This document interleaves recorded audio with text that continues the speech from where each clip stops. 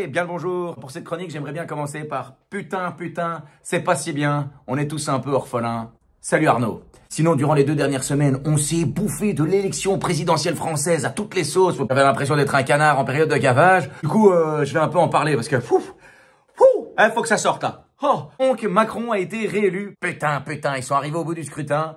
C'est reparti pour 5 ans de fistinière. D'ailleurs, au Champ de Mars, quelqu'un a perturbé le discours de Macron en déclarant, je cite, « Pète-moi le cul, Manu !» Il y a vraiment quelqu'un qui a dit ça. Sûrement un mécontent, il n'a pas eu assez pendant 5 ans. Non mais sérieux, après son quinquennat, Macron, il aurait pu résumer son discours de réélection par « Une top c'est bien, un point c'est mieux !» D'ailleurs, vu comment il considère les travailleurs, je pense qu'il devrait commencer tous ses meetings par PIMP de 50 Cent. Plus dans Macron, y a Mac.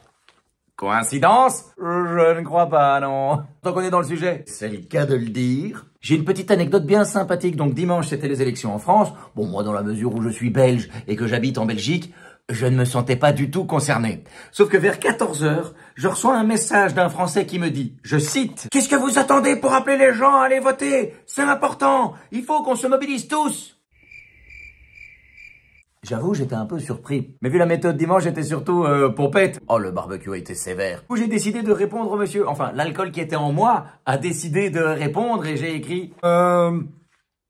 Oui. C'est vrai que de temps en temps, le Tour de France commence à Bruxelles. Mais je tiens à vous rappeler que la France a perdu la bataille de Waterloo. C'est pourquoi aujourd'hui, je ne me sens pas concerné par cette élection à laquelle je n'irai pas voter. Bisous. Oui, j'aurais pu simplement lui dire que je suis belge et que c'était pas les élections de mon pays. Mais en bon belge, je préférais lui rappeler que la France avait perdu un match important à Waterloo, car comme on dit, qui aime bien châtie bien, et moi quand je suis pompette, oh, j'aime beaucoup. Malheureusement, le mec avait un manque cruel de culture générale, donc il m'a répondu, quel est le rapport? Enfin, quel est le rapport? Et j'imagine qu'il criait car toutes les lettres étaient en majuscules. Du coup, pour le calmer, je lui ai dit, bah je suis belge, donc je ne vote pas. Là, je ne m'attendais pas du tout à sa réponse. Il a dit, je cite, et alors, toutes les voix comptent. Putain, je suis encore tombé sur un crétin. Mais c'était tellement improbable comme conversation. Coluche n'avait pas tort quand il disait « On est cerné par les cons !» Mais on ne se rend pas compte à quel point. Fou comme cette phrase vieillit bien. Le mec, il est tellement bête. Même dans le dîner de cons, il n'aurait pas obtenu le rôle. J'avoue, j'aurais dû en rester là. Mais bon, comme j'étais pompette, j'étais un peu taquin. Du coup, j'ai continué la discussion. Je lui ai dit ouais, j'imagine que vous, au premier tour, vous avez voté pour Valérie Pécresse. »